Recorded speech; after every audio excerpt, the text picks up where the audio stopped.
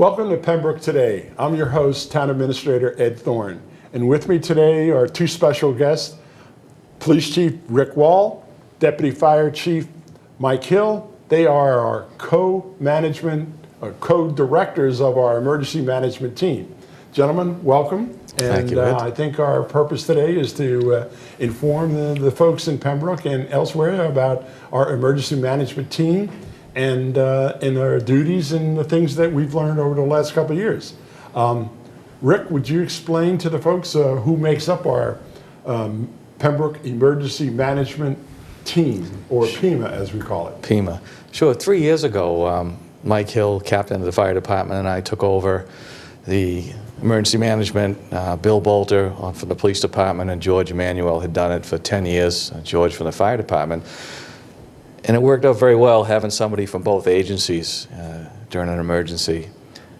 So for the last 3 years, we've been dealing with whatever issues come up, and from the two of us, through a couple of emergencies, we've developed quite a team of town workers and volunteers that come forward whenever we need that.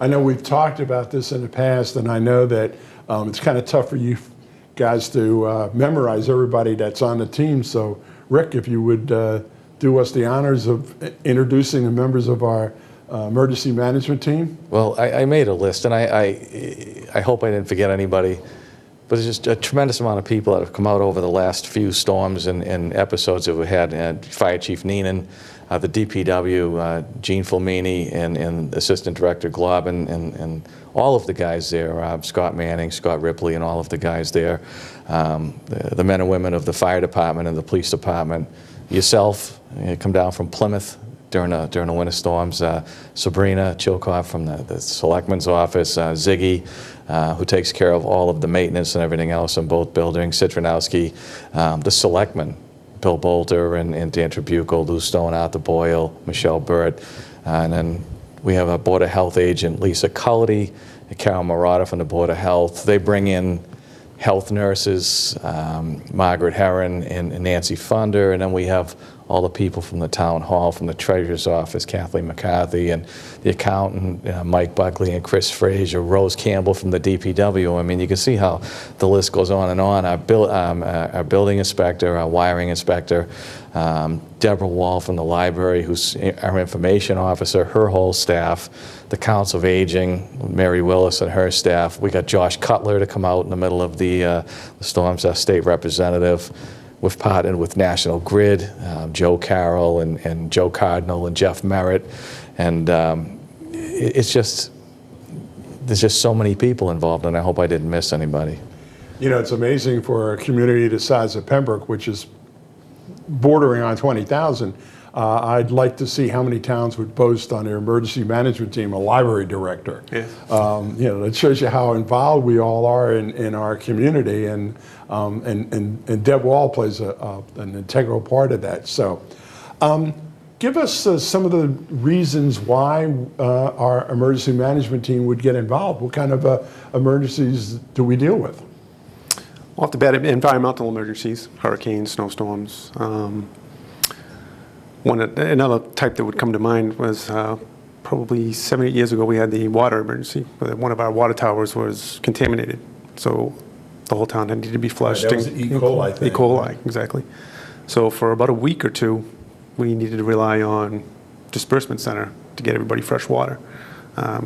Through MEMA, we had the resources to do that, and through the police department and fire department and everyone else, we were able to funnel people through one certain area, get them the fresh water they needed for the time that they needed it, and just that type of resource in itself.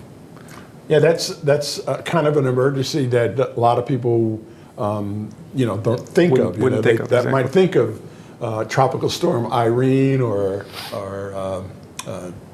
Snowstorm Nemo. And so those are the big ticket items that everybody seems to think of. But that E. coli incident that shut the water system down for almost a week. Something where you would need a large quantity of something to help the community. Mm-hmm. That is a valuable resource that PEMA and then FEMA and MEMA can do. Another important, integral part of that is the school system, and Dr. Hackett, Aaron Obie, Bob Flynn, and Patrick Chilcott and the school committee people. I mean, that's how many different agencies and different people get involved with that.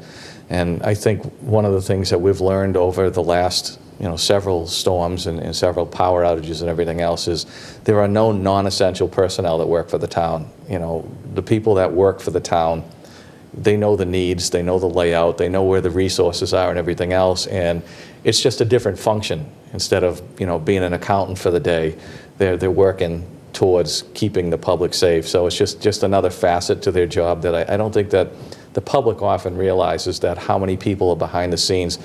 Pembroke Housing, again, another partner. Sharon Sylvester, the former deputy director, or the director, was outstanding, and Joanna and all the people at Housing that, when we were sheltering people, took care of their end and made it a lot easier, of their population to take care of. So again, I knew I was going to miss people. There's probably more out there, but that's how many people are involved with that. And when there's a crisis, they come forward. It's not like we have to hunt them down or call them in.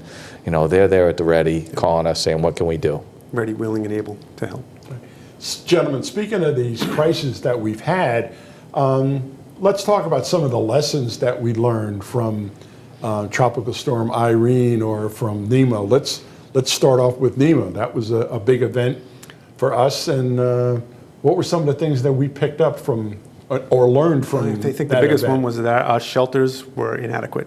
At the time that we had Hallmark School, I think, in North Pembroke, were designated as shelters. They were probably the newest buildings in town, with perception that the large generator would run the whole school. That wasn't the fact. We learned that the hard way. Fortunately, we had just installed a new generator at the Council on Aging, so we were allowed to use that by the Council on Aging. We could build up with heat, had hot water, had all the functions you would normally have. So everybody from Hallmark went there, and then we realized we need to make a new plan for our shelters.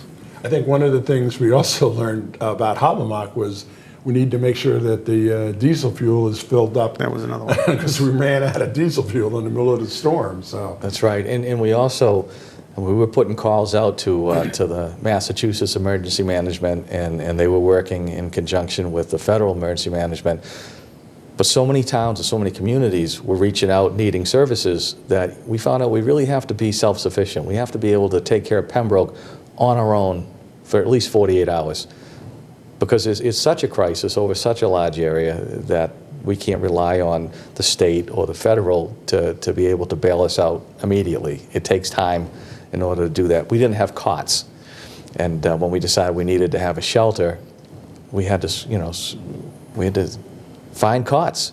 Right. We have cots. yeah, didn't we decided that we weren't going to rely on the state or the feds. We went out and bought our own cots. We did. With that, the town was very forthcoming and very generous. That following town meeting, we asked for a lot of things, and they gave it to us: cots, generators. Yeah. Yeah, we found about the generator situation. We found that was needed in how many different places? Yeah, absolutely. First and foremost, the DPW had an old generator.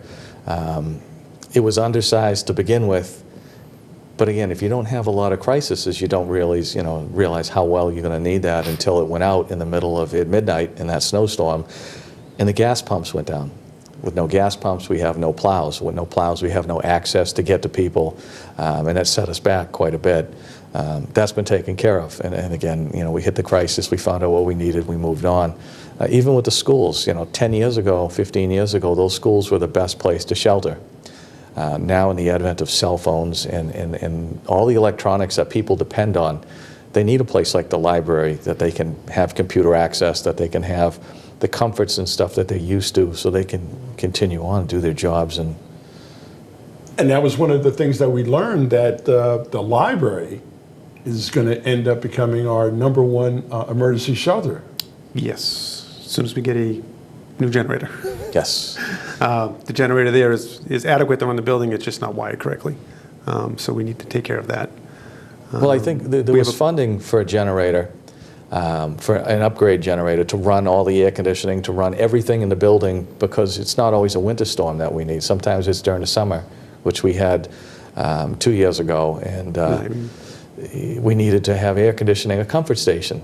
People could go there during the day. We actually had people who work out of their homes were able to use the computers at the library and continue on in their regular life while the power was out at their house, in some places over a week. So we're working on that. We did get funding. We found out it's not enough, and we're kind of regrouping and figuring out how to make it happen. So not only did we find out that the library was a more suitable location than Habermas Elementary because of the coziness of the stacks and the availability of the generators and what have you, and also the senior center.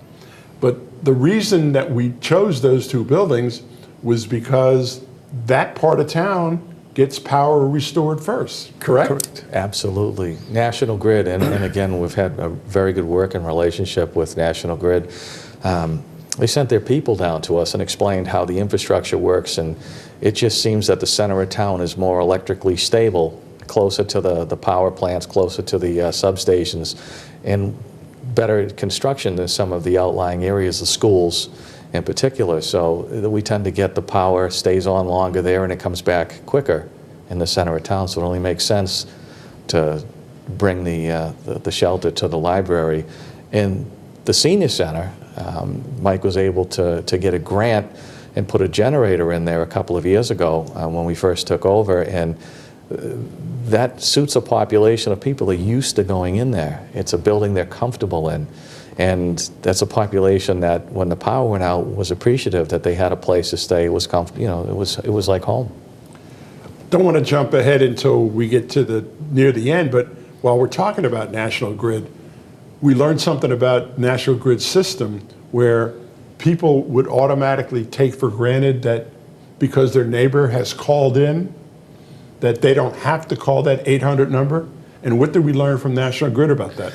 We learned a lot. They want to hear from everyone, because if just one person calls, then they consider it just an isolated incident. If a whole neighborhood calls, then they know that there's a bigger problem in the area. Just for example, my street, Hill Farm Road. If everybody on Hill Farm Road called, they would know that there was a problem at the end of Hill Farm Road. If everybody from Hill Farm Road and High Street, they know it's regional, and they would take it more seriously. Mm-hmm. Yeah, that was a good point that we learned about that. That's what they said. The more calls, the quicker you're going to get it. The more people that complain, the higher a priority it's going to get. So everybody needs to call. Now, dealing with these emergencies, we have been able to start to target specific parts of our population. How does that work, Rick?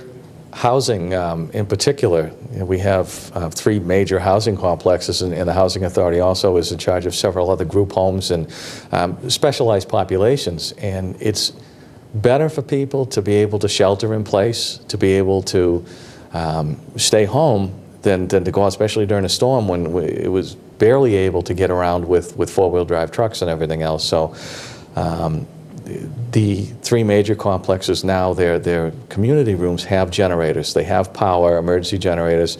They can cook, they can watch TV, they can get warm, they can shelter within those complexes, which was a problem because a lot of people didn't want to leave.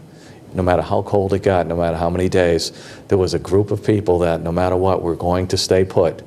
So now they can stay put, but if they want to cook something, if they want to get warm, there's a place where they can go, the community rooms. And working with housing and emergency management, we've been able to secure some grants, and there's generators in all 3 of those complexes. We still have a few group homes that we want to deal with, and we kind of have a list of priorities. And the community preservation grant was a good one. They took care of the Mayflower Court earlier this year.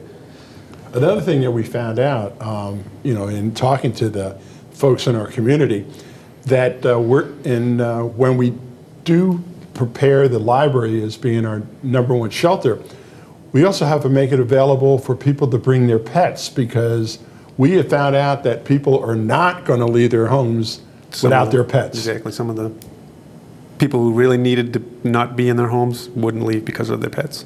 And Deb Wall has created a plan in her building to allow that to happen.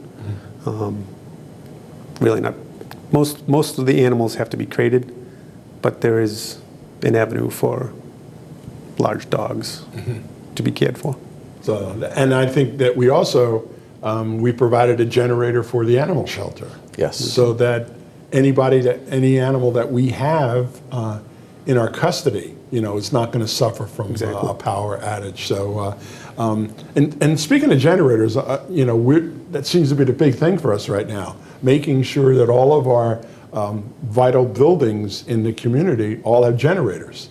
And so I think that's part of our financial game plan for emergency management, is to provide generators for pretty much everything. And I think one of the generators that we definitely replaced was the one at the DPW garage, because you don't want to lose power and not being able to pump gasoline or diesel fuel in the middle of a snowstorm. Exactly. Which is what happened during Nemo. Which put the DPW way behind, just because they couldn't operate. And in that intensive storm that it was, once you lose the road, it's going to take a while to get it back, and they just didn't have that ability. That storm was a real eye opener, because it was pretty massive, and it kind of crippled the town for several days. But it was interesting how some of the pre-planning radios, we had been working on getting radios so that the fire department, the DPW, the police department could all be on the same radio.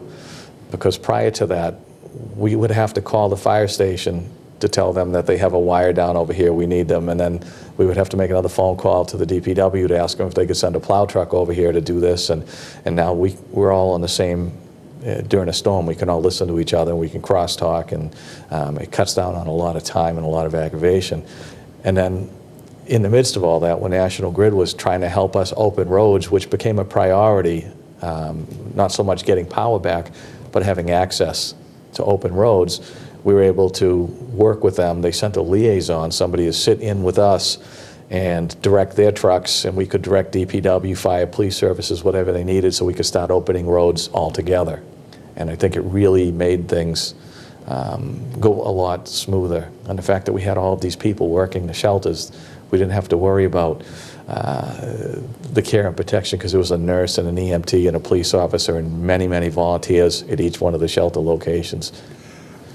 While we're talking about the scenario that Rick was just talking about, Mike, you want to touch on like some of the partnerships that we enjoy? I know that all of a sudden, we might get a phone call saying that there's a National Grid truck out there, but it's not doing anything. Correct. Most of those. You want to explain to folks how that works? Well, a lot of them were inspection trucks. In other words, they go out, inspect the area, to inspect the wires, and then they would relieve either the engine or the cruiser with its air to free them up for another emergency call. A lot of times, National Grid can't really work on a wire until they're absolutely sure the main feeds are dead. So when you see them sitting there doing nothing, they're really not doing nothing. They're waiting for word that that main line is dead, so they can work on the line. We touched again on our partnerships and about the relationship that we have, with all of the departments. You folks want to touch on that? About you mentioned the communication, the improved radio system that we have, and the fact that we probably will run through this as we get closer to. Of course, we've already started hurricane season, yes, but I think we'll probably have to have a walkthrough with all of the players regarding this. Anything that we need to add as far as the partnerships that we've developed or we enjoy, with the various groups and the departments that we have? I'd love to be able to say that, well, we're going to practice this and we're going to meet and do all these. Everybody's busy. We're all doing our own other jobs and everything else.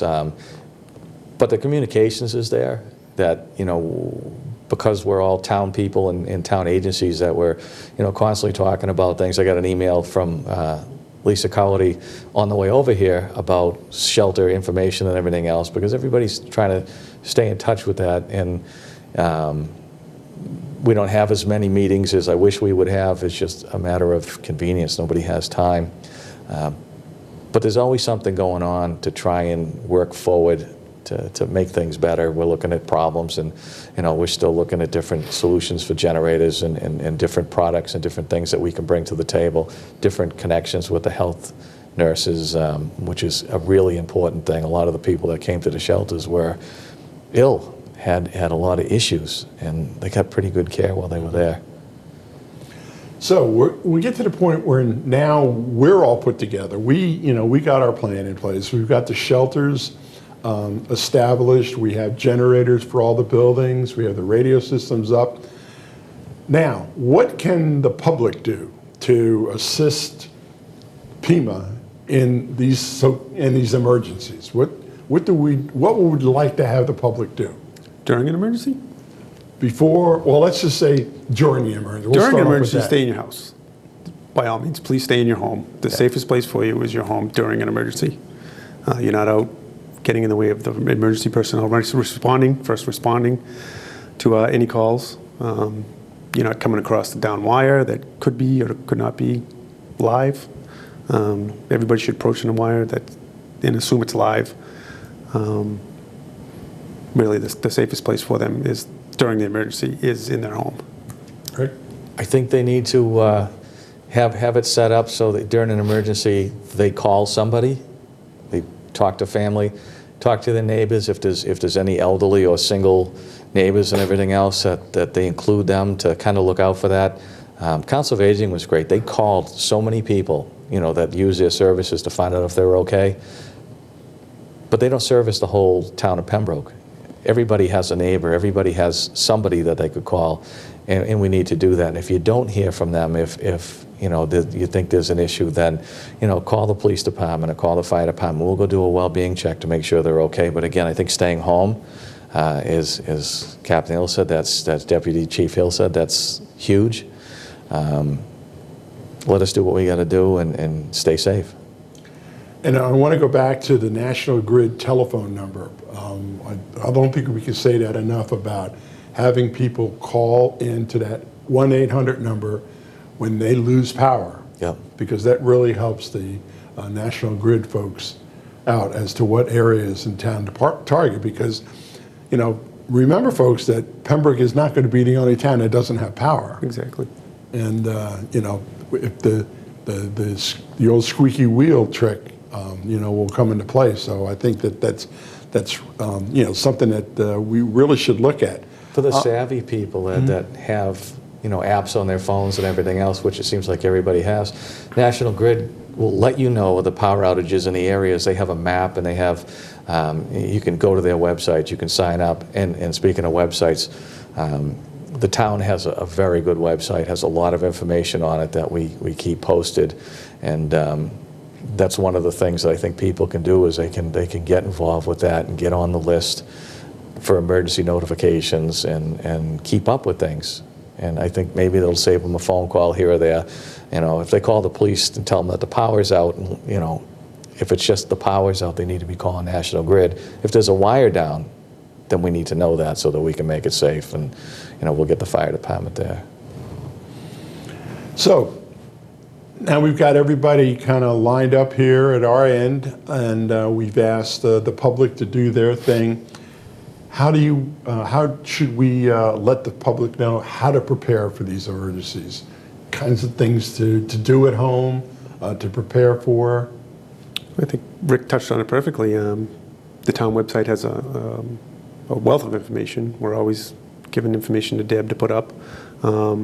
If they're not satisfied with that, they can always go to the FEMA website, Massachusetts Emergency Management website.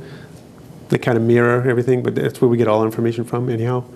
But they'll give you tips on what to do, how to set up an emergency kit, how to set up a kit that's going to last you 48 hours, and things like that nature. Can we touch on those emergency kits there for a second? Well, if they go to the townofpembrokemass.org, I was there today, there's so many different places you can go from there. And again, we'll put that information on that website, and they can click right into the state. We'll just put a link on there. But the school has a link on there for emergency notifications. And it's really excellent. It'll ring your phone, it'll send you an email, however you get your messages. about any kind of emergencies that we foresee, any storms or anything like that. So I urge the residents to go to that website and register so that they'll get these emergency notifications, and they'll be prepared. And that's basically what we do, try and stay prepared. Can you share some of those little tidbits that they might have on that website? Well, you want to have the ability to get information. So a radio that runs on batteries, flashlights, have enough food and water, non-perishable food, preferably, and water to last you 2 or 3 days, should the power not come back on. First aid, make sure you have plenty of medicines. If you rely on medicines to keep you alive, you want to make sure you have enough of that to last a period of time. People on oxygen were an issue. Oxygen. And again, any of those people that are still on tank oxygen and everything else, or have a limited supply, and again, the fire department was excellent. They were outstanding, making sure that if they called, they were going down there to help them out until the power came back on. But if it requires getting a spare tank or something like that, that's something you do beforehand. I think one of the things that we found out, and I think we're going to build upon that for the future, is social media. We have an excellent social media correspondent. Yeah. Deb is awesome. It works real good. She puts it out on Twitter. She puts it out on Facebook. She puts it out on the town website. So if there's information, and we're using that when we have different things throughout the town that are going on and people need, even traffic issues and stuff, we're getting people. And it's all about information. People just want to know what's coming. Right. And I think we found that out, that if we use the social media more during an emergency like that, that's how people will be able to contact each other and get notification from the town about what we are doing and what we can do and what areas of town are opening up or getting power. So we could share that, because I think the people just want to know. The more information that we can get out there, the better that everybody feels that obviously my voice is being heard, or Yep. We're just we're getting through, and we hear you. We know what neighborhoods are in are in trouble, and what we're opening up. So I absolutely agree, and I think if people want that information, it'll be out there, and there's so many different ways that they can get it. If they go to the town website and they just scroll down there, they'll find an outlet that'll work for them, and they'll be informed. Well, gentlemen, I think this has been very informative, and I hope the folks that are out there watching the show have gained a little insight into what the emergency management team in Pembroke is up to and what we're trying to do, and how we're going to be there for them when we have the next emergency. So thank you very much. Thank you, Ed.